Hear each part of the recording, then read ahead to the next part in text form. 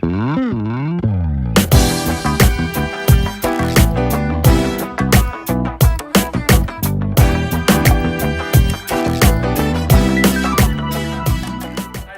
this is Dana from Masterland Investing. Thank you guys for tuning in. What I want to talk about in this lesson, and actually it came up recently, somebody had asked me, but I think I was speaking to a realtor and he asked me what I thought about it. The question was, what's the best time of the year to buy and sell? And I think it depends on where you are in the country. From my experience, I live in Florida, but some of these points probably relate across the board, anywhere in the country, but typically from my experience, summertime is usually the worst time to try to sell property. And the reason I say that is, as an investor, knowing that in summertime is typically the worst time, it gives you an opportunity to kind of plan ahead, maybe taper back your solicitation for buying. You don't want to bottleneck, have a bunch of properties that are coming in. You've guaranteed you're going to buy the property. You've got the purchase agreements back signed. Now you're running out of cash because you can't move your properties quick enough. The reason the summertime, from my experience, is slow is I think there's a couple reasons. A lot of times, like I've said in earlier videos, a lot of the people that buy the properties from you as a land investor are other investors. They're builders. They're what they call investing speculators. Trying to time the market right. So that being said, a lot of times these people, small business owners, they have the ability to take vacations sometimes in the summer. The kids are off from school. A lot of people are younger. So when it's summer vacation, kids are out of school, typically a lot of these investors, builders, speculators, they're out of town. They're not really thinking about investing. And for that reason, usually the market, and over the years I've done it, every year I see it's pretty typical. You can almost bank on it. And probably if you ask most realtors anyway, they'd say it typically slows down in the summer.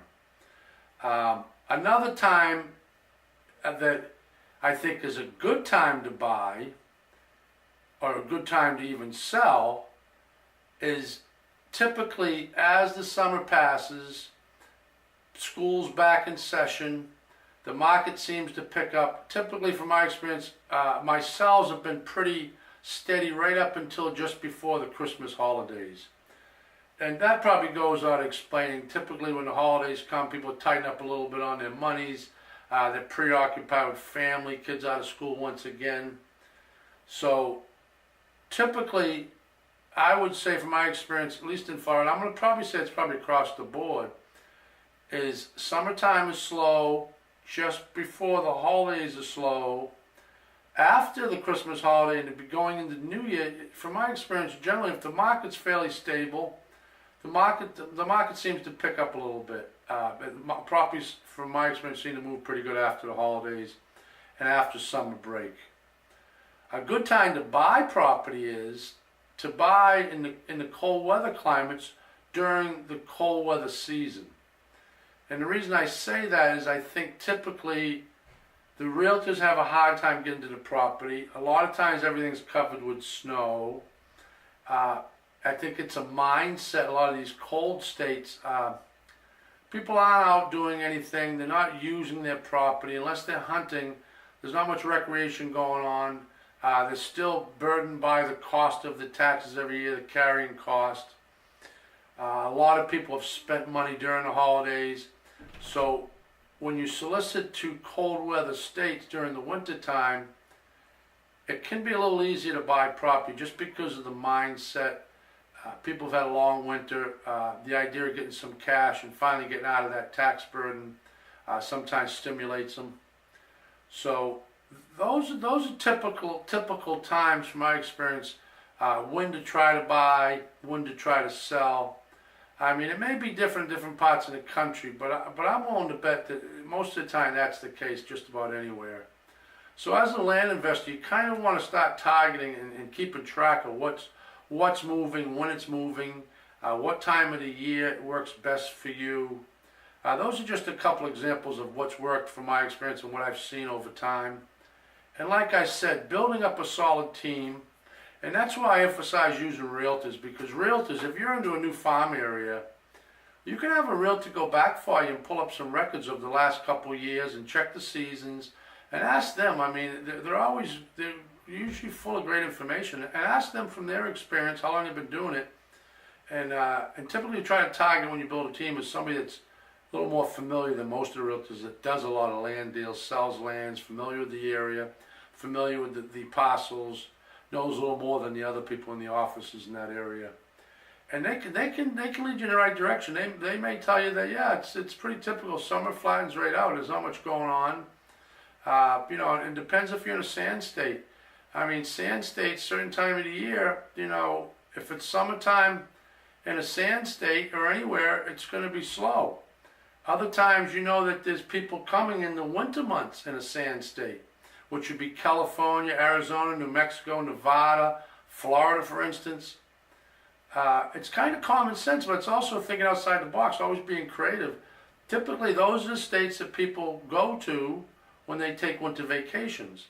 So if you know they're coming for winter vacation, so it's winter here, they're leaving the cold weather, then that would lend itself to maybe marketing your property a little stronger during the winter, knowing there's a lot more eyeballs in your area because the tourists are here. It's a perfect way to get a little more creative on your ads. Tell the realtors to kind of boost up your ads a little bit. Try to target the visiting audience, which are the tourists in town. You got to look at everything two-sided. There's two sides to everything. I mean, I know if you live in an area that the tourists come, they can be a pain because they tie up traffic. They're doing a lot of rubbernecking, but at the same time, those could be your potential buyers. And I'm often curious why not more people that live in cold weather states haven't moved to sand states, because it's easier living. So I just wanted to make this lesson to kind of point out a couple of things to you guys. But once again, it goes back to creativity. Always trying to chart what's going on in your market. Having a solid team. Don't be afraid to use a realtor. Be honest with them. I mean, typically they want 10% for land, 6% for residential houses. I try to, when I'm on the ball, I typically say, you know, will you list the property at 6%? Will you take a 6% commission on that, which would be a 3-3 split? Sometimes it can backfire a little bit, because if there's a lot of property in the market, the buyer's agent is going to be leaning towards more of the 5% commission. But if the market's strong and properties are moving, then just let the realtor know, listen, I want somebody that'll list it at 6% across the board. That's 3 and 3. 3 to the buyer's agent, 3 to the seller's agent. You don't always have to pay 10%. I've done 8, I've done 6, I've done a lot at 10. Back in the day, I did a ton at 10. But when you look back, the numbers, that's a lot of money. And don't get me wrong, I'm not saying to get greedy, because realtors are a great asset, great attribute to any team. They're full of information, great connections. Their reach is far and wide. So always have a realtor on your team. If you're not going to use them on the buy, at least offer them some of the meat on the bone on the sell if you can, if the properties are worth it. I mean, if you're buying property that's, like I buy a lot of properties for $1,000, $2,000, $500, $3,000. A lot of times not enough meat on the bone to list it with a realtor at 7, 6, 7, 8%. That's, you know, you're paying a little bit of money for the sale and you can't do it. But when you can, use your realtors. And if you're not going to use them, at least be honest with them and let them know who you are, what you're looking for, if they can help you out with some information. And if they're willing to give you information, that you'll keep them in mind in the future, and one hand washes another. So thank you guys for tuning in. I appreciate you guys watching the video. I hope you guys enjoyed the videos that we've put out. Always give us a thumbs up if you like it. I hope you guys do that. And also, if you haven't subscribed, please do so. Please share if you think it's worth sharing. Once again, go out and inspire someone today. Be generous, don't be greedy. You guys have a good week. Thanks for tuning in.